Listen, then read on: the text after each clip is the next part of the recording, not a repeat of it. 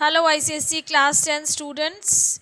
Today we are going to start the revision of your biology and chemistry syllabus जिसमें कि हम पहले biology के कुछ चैप्टर्स फर्स्ट फ्यू चैप्टर्स करेंगे जो कि आपके हाफ ईयरलीज में आ रहे होंगे आई एम वेरी श्योर। तो उन चैप्टर्स को हम रिवाइज करने वाले हैं with the help of a series of questions, different types of questions जो कि आपके बोर्ड में आते हैं। ये जो क्वेश्चंस चूज़ किए हैं मैंने, ये इस तरीके से हैं कि जिस बच्चे ने बिल्कुल भी पढ़ाई ना की हो, चैप्टर पढ़ाई ना हो, उसके भी अगर वो इन क्वेश्चंस को कर लेगा, मतलब कॉन्सेप्ट के साथ में क्वेश्चंस एक्सप्लेन कर रही हूँ, तो the child is sure to get 60% marks. मैं उस बच्चे की बात करूँ जिसने कुछ भी नहीं पढ़ा है, जो टोटली इस लेक्चर पे डिपेंडेंट है, ही और she will also be definitely able to score around 60% marks. अब क्या है कि आप ये देखिए कि अगर जिसने नहीं पढ़ा है उसके इतने नंबर आ सकते हैं। इसके अलावा क्या है कि आपके सारे चैप्टर्स बायोलॉजी के आज की डेट में first 8 chapters they have been uploaded on the app. उसमें आपको कंटेंट मिल रहा है, मतलब पूरे वीडियो लेक्चर्स हैं, प्लस एनिमेशंस हैं इंपॉर्टेंट कॉन्सेप्ट्स के।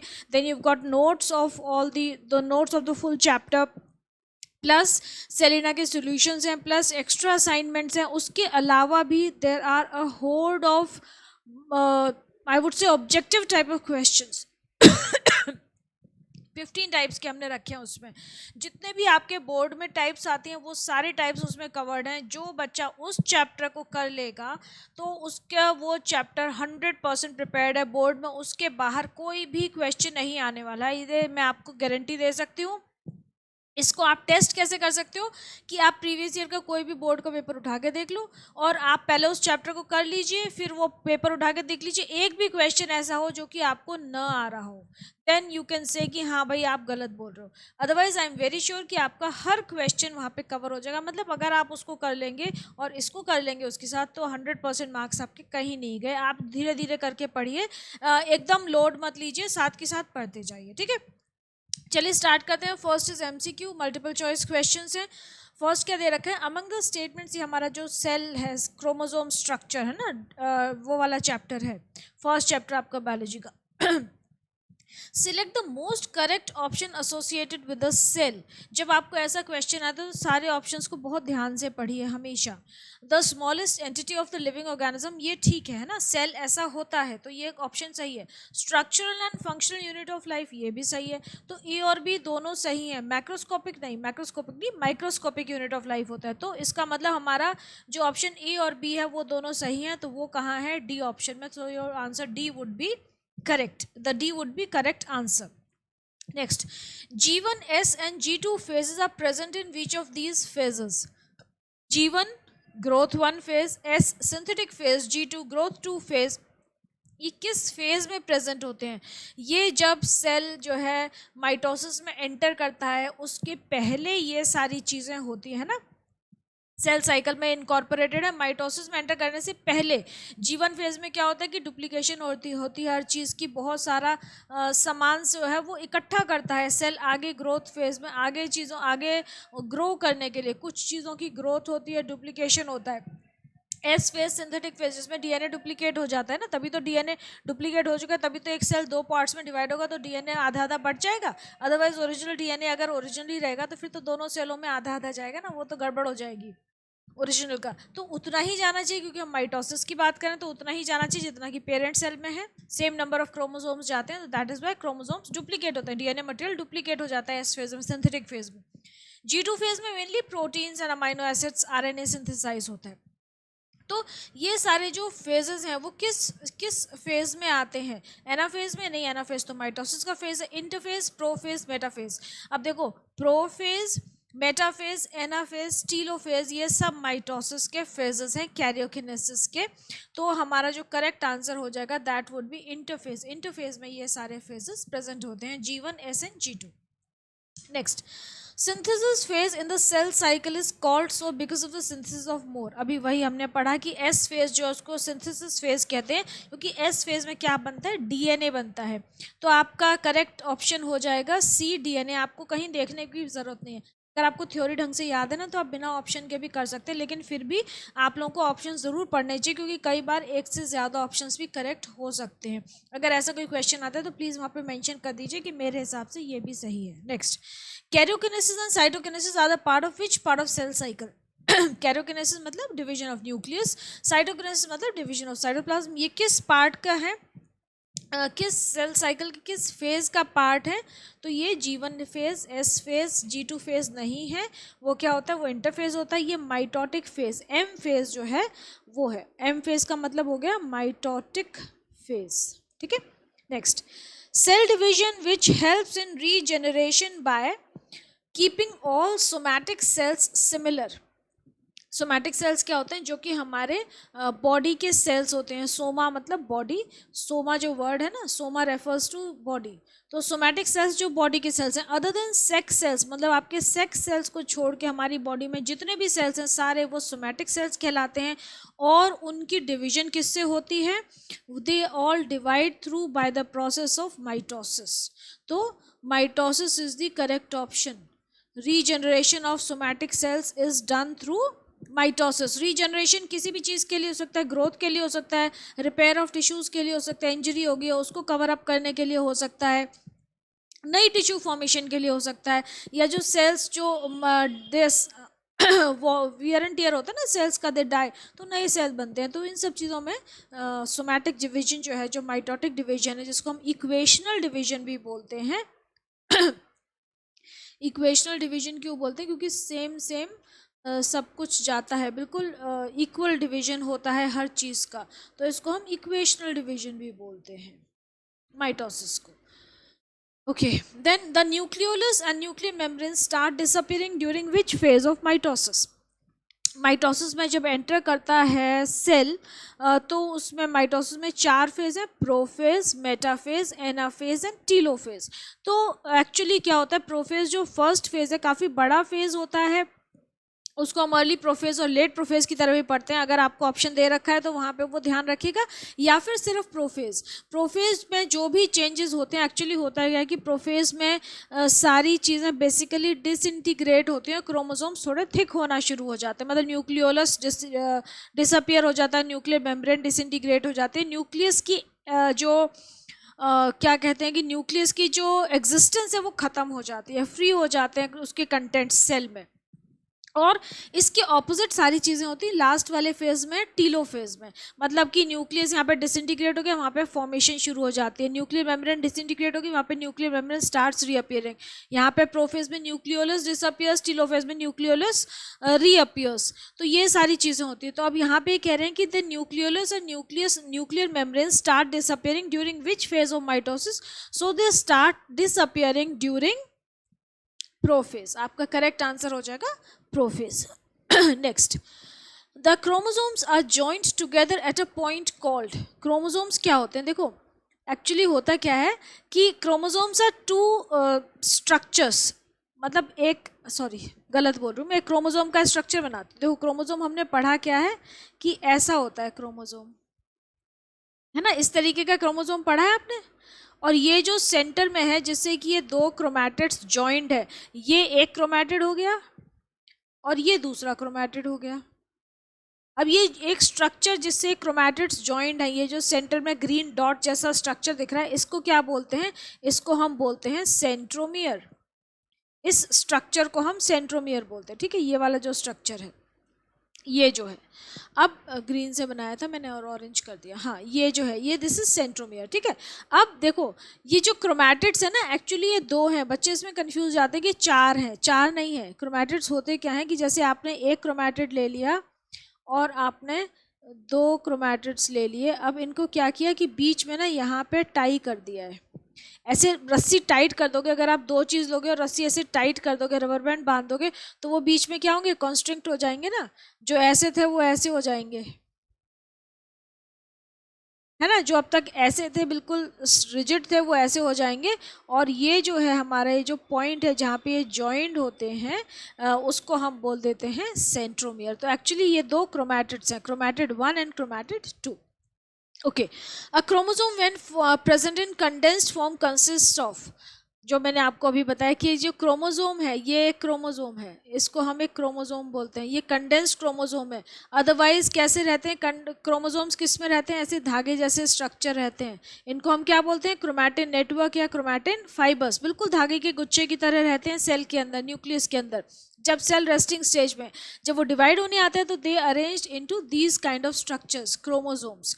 तो a chromosome when present in condensed form consist of कितने क्रोमैटिड्स होते हैं क्रोमोसोम में? आपने देखा क्रोमैटिड 1 एंड क्रोमैटिड 2, एक दो एक दो एक दो, दो क्रोमैटिड्स होते हैं। तो हमारा टू क्रोमैटिड्स जो है वो करेक्ट ऑप्शन हो गया। ठीक है, जब सेल डिवाइड होता है तो इसीलिए ये जो धागे जैसा स्ट्रक्चर है, जो क्रोमैटिन मटेरियल है, ये पूरा क्रोमैटिन मटेरियल है, it gets organized into chromosomes.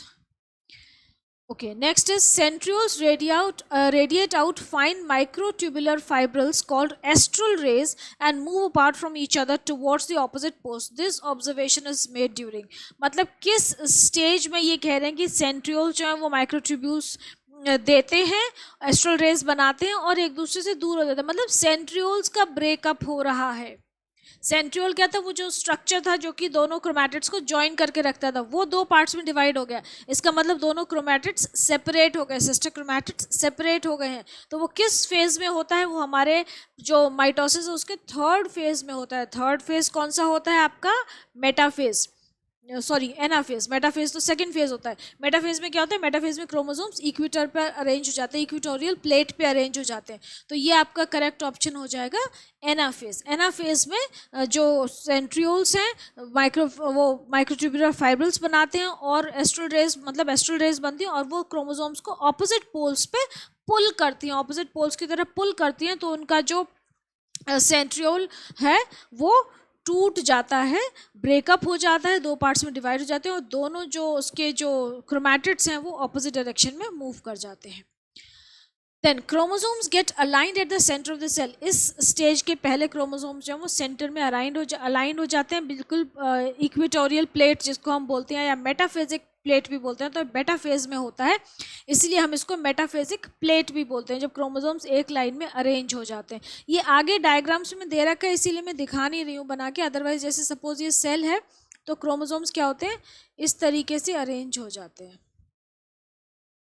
जितने भी क्रोमोसोम। अच्छा, आपको डायग्राम बनाने को आएगा ना तो आपको बताएंगे कि आपको कितने क्रोमोसोम्स शो करने हैं। तो कभी 4 बोलेंगे, 3 4 या 6 ऐसे ही बोलते हैं, उससे ज़्यादा तो नहीं बोलते क्योंकि इतना जगह नहीं होती कि आप इतने सारे क्रोमोसोम्स दिखा पाओ।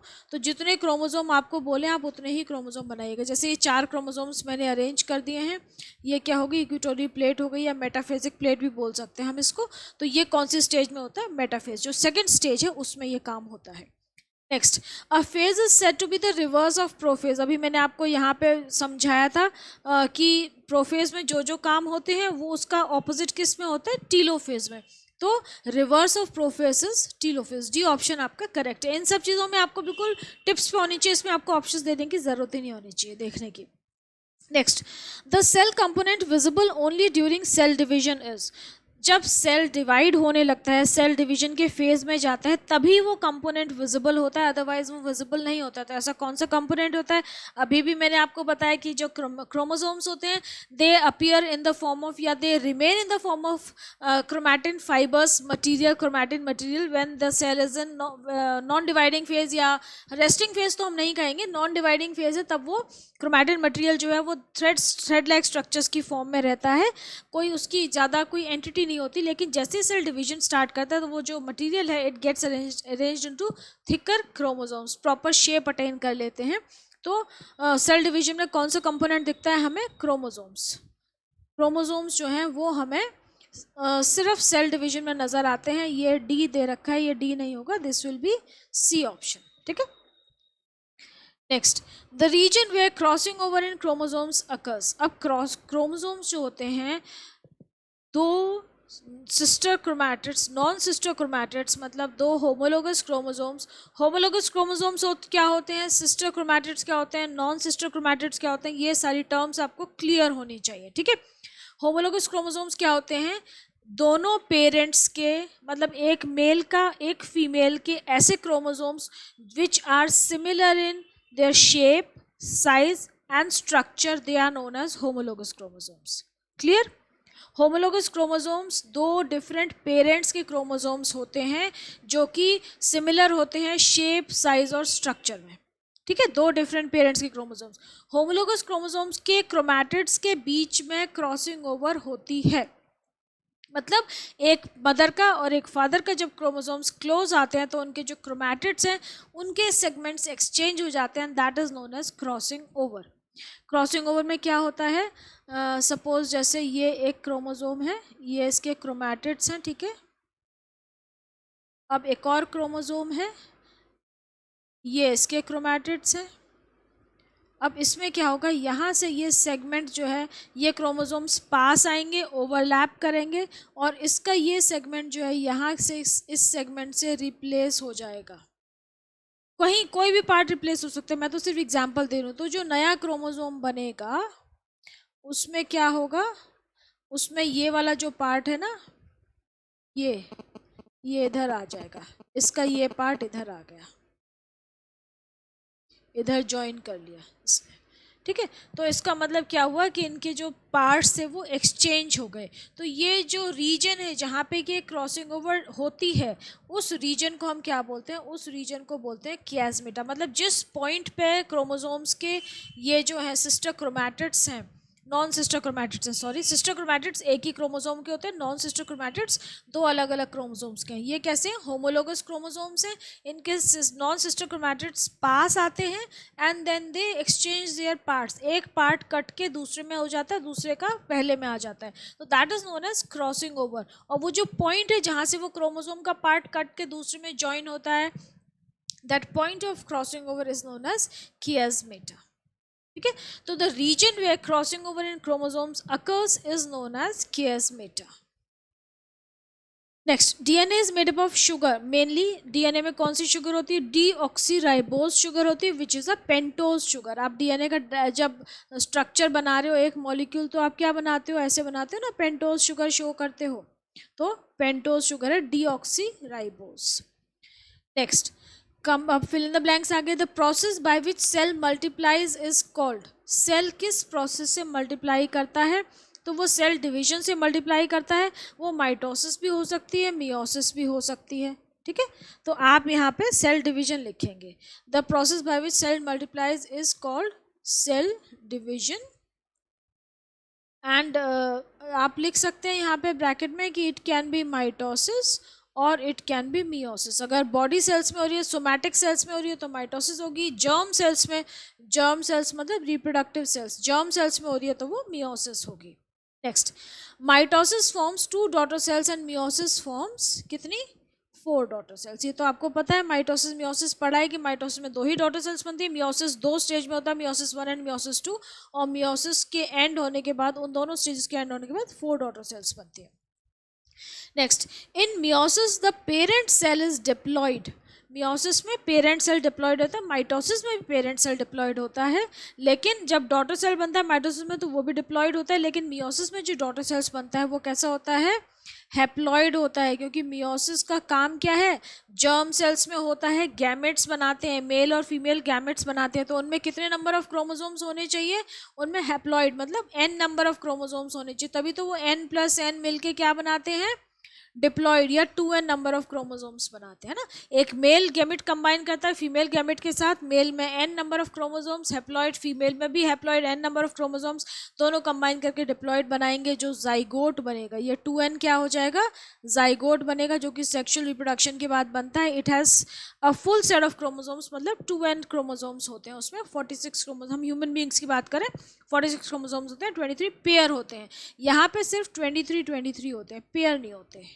मेल के 23 आएंगे, फीमेल के 23 आएंगे और वो कंबाइन करके 23 पेयर बन जाएंगे. ये किस में होता है, मियोसिस में. माइटोसिस में it remains the same. The division which brings the chromosome number from 2n to n. कौन सी डिवीजन है, ये जो सेलुलर डिवीजन की हम बात कर रहे हैं, रिप्रोडक्टिव डिवीजन की बात कर रहे हैं. कौन सी डिवीजन है जिसमें कि क्रोमोसोम नंबर में डिप्लॉयड जो है वो हैप्लॉयड कंडीशन में कन्वर्ट हो जाता है. तो हमने अभी पढ़ा, ये किस में होता है, मियोसिस में. मियोसिस में डिप्लॉयड जो है 2n जो है वो n नंबर में कन्वर्ट हो जाता है. Next, the chromosomes which are exactly similar and bear same genes and same loci भी बोल सकते हैं, loci बोलते हैं वैसे, are called. अब मैंने अभी आपको ये बताया था कि ऐसे क्रोमोसोम्स जो दिखने में सेम हो, जिनकी शेप सेम हो, जिनका स्ट्रक्चर सेम हो, जिनका साइज सेम हो और सिमिलर जीन्स सेम लोकाई पे प्रेजेंट हो उनके, ऐसे क्रोमोसोम्स को हम क्या बोलते हैं? We call them homologous chromosomes and they are the ones जिसमें कि क्रॉसिंग ओवर होता है. ठीक है. Nitrogenous bases in DNA are, कितने डीएनए में नाइट्रोजनस बेस कितने होते हैं? प्यूराइंस और पिरामिडीन्स होते हैं डीएनए में. कौन कौन से होते हैं? एटीजीसी, एडेनाइन, थाइमिन, गुआनिन और साइटोसिन. तो they are 4 in number. Dash is the phenomena of contraction of cytoplasm from cell wall. ये न्यूक्लियोसोम दे रखा है, दिस इज रॉन्ग. ये आपका दूसरे चैप्टर का क्वेश्चन दे दिया. Phenomena of contraction of cytoplasm from the cell wall is known as plasmolysis, है ना. इसको क्या बोलते हैं? Plasmolysis. Okay, next, true false. State whether true और फॉल्स, और अगर फॉल्स है तो उसको करेक्ट करके लिखिए. G1 is the resting phase of cell cycle. G1 resting phase नहीं होता है. G1 फर्स्ट ग्रोथ फेज होता है जिसमें कि सारी चीज़ें इकट्ठी करता है सेल और डुप्लीकेट करना, अपने मटेरियल को डुप्लीकेट करना स्टार्ट कर देता है. फर्स्ट ग्रोथ फेज है. जो रेस्टिंग फेज होता है वो होता है G0. G1 के बाद एक्चुअली क्या होता है कि G1 हो गया, एस हो गया, उसके बाद सेल के पास चॉइस होती है कि वो अब वो डिवीजन में जाए, मतलब माइटोसिस में एंटर करे या फिर अपना रेस्ट करता रहे. वो सेल के पास चॉइस होती है. लेकिन G1 जो है वो तो रेस्टिंग फेज नहीं होता है. Next, M phase terminates with karyokinesis. Mitotic phase जो है, does it terminate with karyokinesis? No, this is again false. It terminates with karyokinesis की जगह क्या आएगा? साइटोकिनेसिस. कैरियोकिनेसिस के बाद सेल में साइटोप्लाज्म डिवाइड होता है, साइटोकिनेसिस में एंटर करता है सेल. तो M phase terminates with cytokinesis, division of cytoplasm. Next, longest phase of cell cycle is interphase. Interphase जो है वो सेल साइकिल का सबसे लंबा फेज है, उसके बाद माइटोसिस. तो yes, interphase is longest, this is true, क्योंकि इसमें G1, S और G2 तीनों फेज होते हैं. ये काफ़ी सालों, कुछ सेल्स में तो सालों चलते हैं ये. Next, duplicated chromosomes remain attached eight a point termed centrosome. Centrosome पे अटैच्ड होते हैं डुप्लीकेटेड क्रोमोसोम. सेंट्रोसोम तो एक ऑर्गेनेल है जो कि एनिमल सेल्स में प्रेजेंट होता है. सेंट्रोसोम नहीं होता, सेंट्रोमियर होता है. ठीक है, सेंट्रोमियर पे अटैच्ड रहते हैं वो उनके chromatids. Next, chromosomes are most thick and shortest in the telophase of mitosis. Again this is false. They are, क्योंकि टीलोफेज में तो वो दोबारा से अपने थ्रेड लाइक स्ट्रक्चर में आ जाते हैं, डिसइंटीग्रेट होना शुरू हो जाता है. तो दे आर, ये तो जो एनाफेज होता है ना, जो थर्ड फेज है हमारा, उसमें जब वो जा रहे हैं ऑपोजिट हो गए, जब वो उनके सेंट्रोमियर ब्रेक हो गया है और उनके क्रोमैटिड सेपरेट हो गए, ऑपोजिट पोल्स पे जाते हैं, तब at that stage they are the most thick and short. तो टीलोफेज की जगह यहाँ पे क्या आ जाएगा? Anaphase. Next, chromatin is a condensed ball of small and thick fibers. Chromatin is no doubt condensed ball है, small, थिक की जगह यहाँ पे ये भी फॉल्स है, क्योंकि थिक की जगह क्या आ जाएगा? थिन फाइबर्स होते हैं, काफ़ी थिन होते हैं. थिक तो क्रोमोसोम्स में जब वो कन्वर्ट हो जाता है तब होते हैं. Next, lysosomes. The lysosome is a part of the cell in which chromosomes are present. No, of course, this is false. Lysosome में नहीं होते हैं chromosomes. Chromosomes कहाँ होते हैं? न्यूक्लियस के अंदर होते हैं. Nucleus is the part of a cell जहाँ पे कि chromosomes present होते हैं. Centromere is the organelle of the cell that initiates cell division. Centromere जो है वो कहाँ होता है? दोनों chromatids को join करके रखता है. Center में जो bead-like structure होता है, that is centromere. क्रोमोसोम्स की शेप भी इसके हिसाब से डिसाइड होती हैं. तो सेंट्रोमियर नहीं है वो ऑर्गन क्या होता है? आपका सेंट्रोजोम है. सेंट्रोजोम जो है वो है जो कि सेल डिवीजन को इनिशिएट करता है. So this is also false. Centromere की जगह आप लिख दीजिए सेंट्रोजोम. ठीक है, सेंट्रोमियर जो वो क्रोमोसोम्स को क्लासिफाई करने में हेल्प करता है. जैसे कि अगर ये है सेंटर में है और क्रोमोसोम ऐसा है, मतलब एक सेंट्रोमियर सेंटर में आ रहा है, तो ऐसे क्रोमोसोम को हम क्या बोलते हैं? मेटासेंट्रिक. अगर ये यहाँ हो गया, थोड़ा सा ऊपर चला गया, इस तरीके से हो गया, तो हम इसको क्या बोल देते हैं, सब मेटासेंट्रिक। अगर ये बिल्कुल ऊपर बिल्कुल टिप पे चला गया तो हम इसको क्या बोल देते हैं, अब ये कैसे हो गए, ऐसे हो गए क्रोमैटिड्स। तो हम इस ऐसे क्रोमोसोम को क्या बोलते हैं, इसको हम बोलते हैं टीलोसेंट्रिक। अगर ये ऊपर की तरफ है इस तरीके से, अब ऐसे है, देखो इन दोनों में डिफरेंस है ना, इसमें और इसमें डिफरेंस है। अगर इसको क्या बोलते हैं, इसको हम बोलते हैं एक्रोसेंट्रिक, मतलब आधे से ऊपर है और it is more towards the edge of the chromosomes. और ये हो गए, एक और होता है सैट क्रोमोसोम, सैटेलाइट क्रोमोसोम। उसमें क्या होता है, जैसे ये है, ये सिंपल क्रोमैटिड्स हैं, उसके ऊपर ना यहाँ पे एक और कॉन्स्ट्रक्शन के बाद एक और स्ट्रक्चर हो जाता है, तो ऐसे क्रोमोसोम्स को हम बोल देते हैं सैट क्रोमोसोम्स या सैटेलाइट क्रोमोसोम्स। इस स्ट्रक्चर को हम सैटेलाइट बोल देते हैं। ओके, नेक्स्ट नेक्स्ट क्या है आपकी मैचिंग। कॉलम 1 और बी को 1 और 2 को मैच करना है। Chromosomes become arranged in a horizontal plate at the equator. ये हमारा सेकेंड वाला जो फेज है माइटोसिस का, उसमें होता है। सेकेंड फेज कौन सा होता है, प्रोफेज के बाद क्या आता है, मेटाफेज। तो इसका आंसर हो जाएगा आपका metaphase. Okay, next, daughter chromosomes move to opposite poles of the spindle. Opposite poles में जाना शुरू कर देती हैं डॉटर क्रोमोसोम्स। ये कौन सा फेज होता है, मेटाफेज के जस्ट बाद वाला जो एनाफेज है, उसमें ऑपोजिट पोल्स में मूव करते हैं। तो ये हो गया एनाफेज। नेक्स्ट क्या है, chromosomes become visible as fine like long threads. Fine threads है ना, ये होगा लॉन्ग फाइन थ्रेड्स। तो ये क्या होगा कि विजिबल हो गए हैं। तो विजिबल कब होते हैं, जब प्रोफेज होता है, प्रोफेज स्टार्ट होता है, तब दे बिकम विजिबल। तो ये हो गया प्रोफेज। नेक्स्ट क्या है, क्रोमोसोम्स लूज द डिस्टिंक्टिवनेस। अब ये क्रोमोसोम जो है दोबारा क्रोमैटिड नेटवर्क में कन्वर्ट होंगे, ये जस्ट ऑपोजिट हो गया प्रोफेज का, तो ये हो जाएगा टीलोफेज। नेक्स्ट मैचिंग में क्या दे रखी है, अगेन G1 G2 एनाफेज, ये सब दे रखा है इसमें। 5 चीज़ें दे रखी हैं। अब इसमें देख लो जो सबसे इजी लगे। सबसे इजी मुझे लग रहा है चलिए हम सीक्वेंशली करते हैं। G2 फेज़ की बात करें। G2 फेज़ में क्या होता है, G2 फेज़ में देखो हमें पता है कि क्या होता है, बहुत सारा प्रोटीन्स और RNA सिंथेसाइज होता है। तो ये जो सेकेंड वाला ऑप्शन है, ये G2 फेज़ के लिए करेक्ट हो जाएगा, synthesis of RNA and proteins. Next, anaphase. Anaphase क्या है, एनाफेज हमारा शॉर्टेस्ट फेज होता है।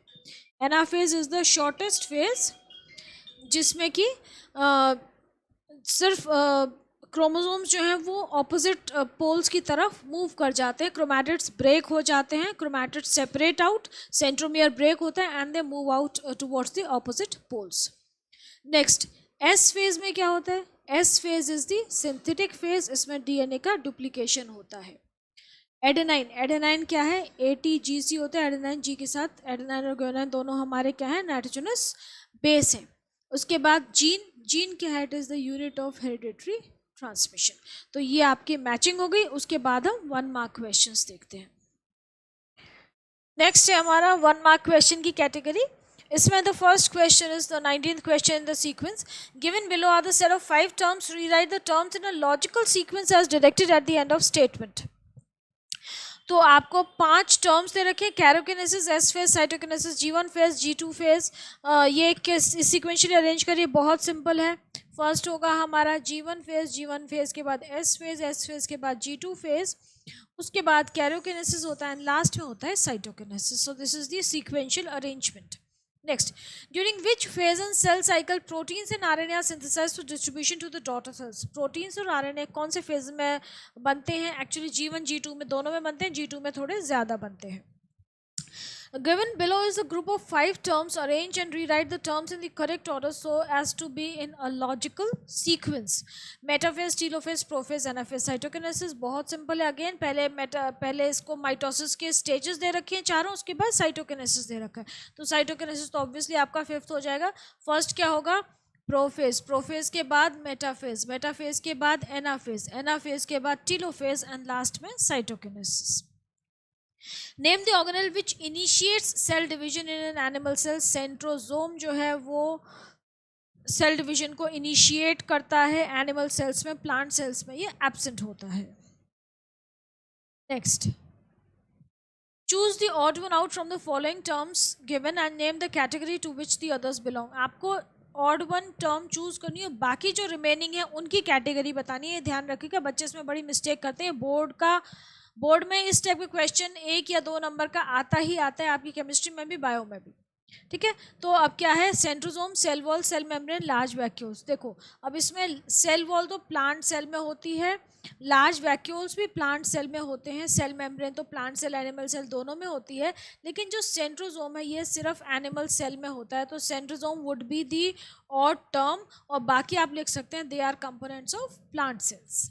Next, give the technical term for a phase at which chromosomes are clearly outline. कौन से फेज में बिल्कुल क्लियर नज़र आते हैं क्रोमोसोम्स, तो वो आपका मेटाफेज हो गया, ठीक है। प्रोफेज में बन जाते हो, मेटाफेज में बिल्कुल क्लियर होते हैं, and they are shortest and thickest at in the anaphase. Next, the mode of cytoplasmic division in plant cells. जब कैरियोकिनेसिस हो गया उसके बाद साइटोकिनेसिस होता है, तो जो साइटोकिनेसिस मतलब साइटोप्लाज्मिक डिवीजन होती है प्लांट सेल्स में कैसी होती है, सेल प्लेट फॉर्मेशन मेथड से होती है।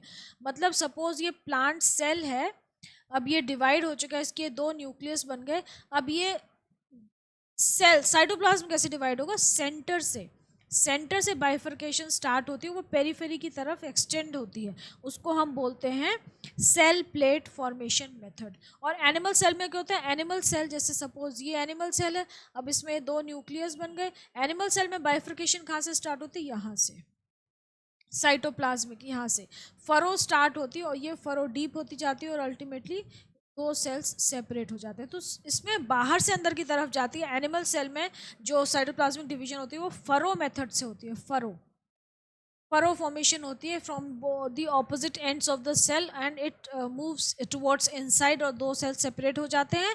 और जो प्लांट सेल में होता है वो सेंटर से स्टार्ट होता है, यहाँ से स्टार्ट होगा सेंटर से, उसको हम सेल प्लेट मेथड बोलते हैं। ये डिफरेंस है in the mitosis of plants and animal cells. Okay, next is the complex consisting of a DNA strand and a core of histones. DNA की एक स्ट्रैंड है, it wounds around 8 histone protein molecules है ना, core of histone, और उसको हम क्या बोलते हैं, we call it a nucleosome. उस स्ट्रक्चर को हम न्यूक्लियोसोम बोलते हैं। न्यूक्लियोटाइड क्या होता है, न्यूक्लियोसोम क्या होता है, ये ढंग से याद रखिएगा, ठीक है। नेक्स्ट, न्यूक्लियोटाइड्स क्या होते हैं, they are the monomers of DNA, जिसमें क्या क्या होता है, एक आपकी शुगर होती है, एक फॉस्फेट ग्रुप होता है, और एक आपका नाइट्रोजनस बेस होता है। ये 3 चीज़ होती हैं, वो मिलके न्यूक्लियोटाइड बनाती हैं। Next, the chromosome number of gametes is always n, give reason. Gametes में क्रोमोसोम नंबर हमेशा n क्यों होता है, क्योंकि गैमेट्स जो होते हैं they are the sex cells, और वो दोनों कंबाइन करके एक डिप्लॉइड सेल बनाते हैं, जाइगोट बनाते हैं, which gives rise to which develops into a new individual. तो इसीलिए गैमेट्स में अगर 2n क्रोमोसोम्स हो जाएंगे तो वो जाके जो प्रोजेनी बनेगी उसमें तो फिर डबल हो जाएगा, 4n हो जाएगा, तो वो नई स्पीशीज़ बन जाएगी कोई, क्योंकि एक स्पीशीज़ का क्रोमोसोम नंबर हमेशा कांस्टेंट होता है, सेम रहता है। अगर क्रोमोसोम नंबर चेंज हो गया तो या तो कोई अबनॉर्मेलिटी आएगी या स्पीशीज़ ही चेंज हो जाएगी। तो दैट इज़ वाई गैमेट्स हमेशा n नंबर ऑफ क्रोमोसोम्स होते हैं, हैप्लॉइड होते हैं, ठीक है, ताकि उनका जो नई प्रोजेनी है उसमें क्रोमोसोम नंबर मेंटेन हो सके, that is the reason. Name the following. The exchange of chromatid parts between the maternal and paternal chromatids of a pair of homologous chromosomes during meiosis is known as, इस process को हम बोलते हैं crossing over, and the point at which the crossing over takes place is known as the chiasmata. Okay.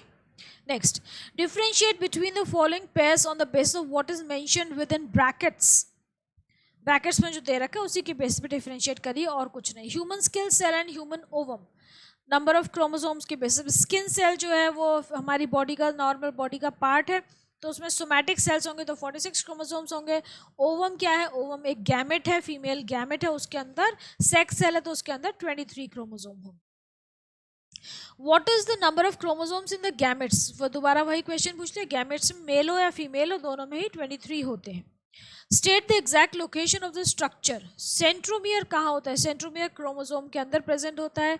It is a structure which joins the, ये 2 chromatids को जो join करके रखता है सेंटर से, उसको हम बोलते हैं सेंट्रोमियर।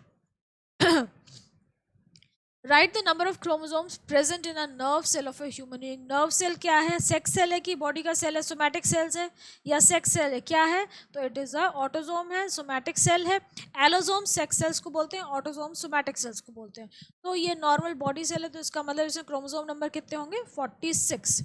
तो it will have 23 pair of chromosomes और 46 chromosomes.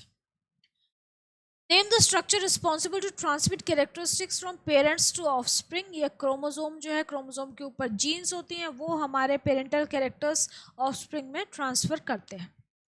Next, correct the following statement by changing the underlined word. Word को चेंज करके स्टेटमेंट चेंज करेक्ट करनी है आपको. Nitrogen bonds are present between the complementary nitrogenous bases of DNA.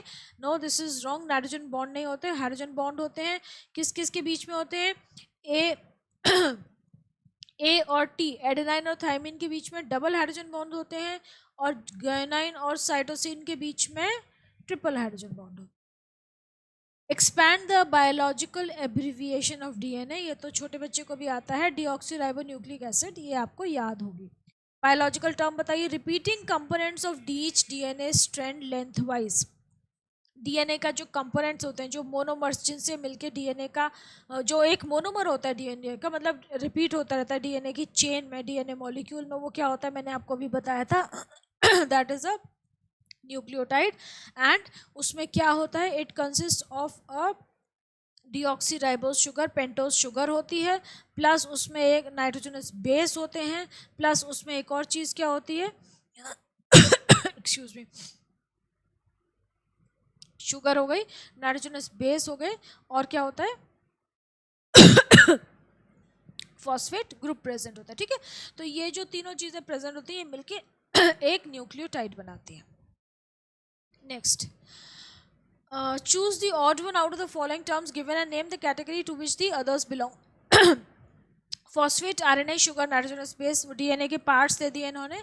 Phosphate group होता है, sugar होती है, कौन सी शुगर होती है? डीऑक्सीराइबोज शुगर होती है. डीएनए की बात करें, नाइट्रोजनस बेस होते हैं 3. आरएनए में जो है वो यूरेसिल होता है. आरएनए में जो बेस होता है वो यूरेसिल होता है. एक बेस एक्सचेंज हो जाता है डीएनए का, अदरवाइज डीएनए में 4 बेस होते हैं. ऑड आरएनए हो गया, बाकी क्या है? Components of DNA. Next, choose the odd one out. Again same thing, thymine, cytosine, adenine, pepsin. Thymine, cytosine, adenine तीनों जो है नाइट्रोजनस बेस हैं डीएनए के. पेप्सिन जो है, pepsin is an enzyme which is found in our stomach. Write the names of 4 nitrogenous bases. दोबारा से पूछ लिया. ATGC, adenine, guanine, cytosine, thymine. ATGC ध्यान रखिएगा कि ए हमेशा टी के साथ कंबाइन करता है डबल बॉन्ड से, और जी हमेशा सी के साथ कंबाइन करता है ट्रिपल हाइड्रोजन बॉन्ड. तो ये सारे हाइड्रोजन बॉन्ड्स हैं. Next, can there be a DNA replication without cell division. DNA replication हो सकती है क्या सेल डिवीजन के बिना? यस, हो सकती है. डीएनए काफ़ी सारे इकट्ठा हो जाएगा, उसके बाद सेल कहे कि अब तो मैं नहीं जा रहा, डिवाइड नहीं कर रहा, बैठा हूँ मैं तो आराम से, क्या कर लोगे? तो ऐसा हो सकता है, क्योंकि डीएनए रेप्लिकेशन पहले ही हो जाती है, एस फेज में हो जाती है. उसके बाद सेल की मर्जी है कि वो माइटोटिक फेज में एंटर करे या ना करे, है ना.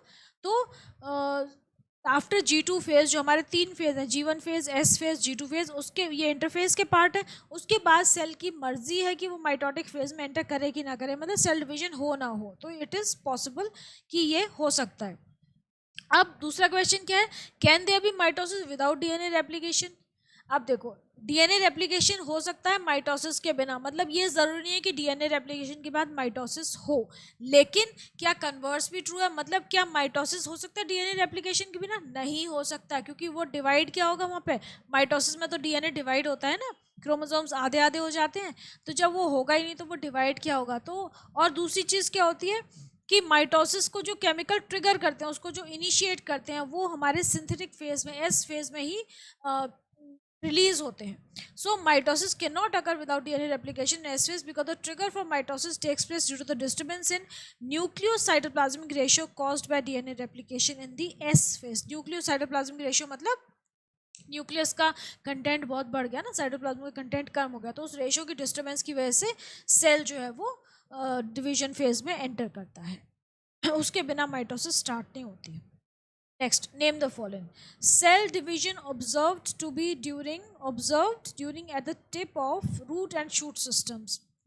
रूट्स और शूट्स की टिप पे जो सेल डिवीजन होती है वो बेसिकली ग्रोथ के लिए होती है, रिप्रोडक्शन का कोई मतलब नहीं है, तो वो डिवीजन होती है माइटोसिस की. that is mitosis. The stage during which nuclear membrane and nucleolus reappear, disappear हो जाते हैं प्रोफेज में, रीअपियर होते हैं, उसका जो कॉन्ट्रोडिक्टरी जो उसका कॉम्प्लीमेंट्री फेज है, सॉरी टीलोफेज, लास्ट वाला जो फेज है. Next, mention the difference between mitosis and meiosis with reference to number of daughter cells formed at the end of the cell division, the chromosome number of daughter cells formed. Mitosis meiosis में differentiate करना है इन दो points के basis पे. Number of daughter cells formed at the end of cell division, cell division खत्म हो जाती है तो माइटोसिस में 2 डॉटर सेल्स बनती है, मियोसिस में 4 डॉटर सेल्स बनती है.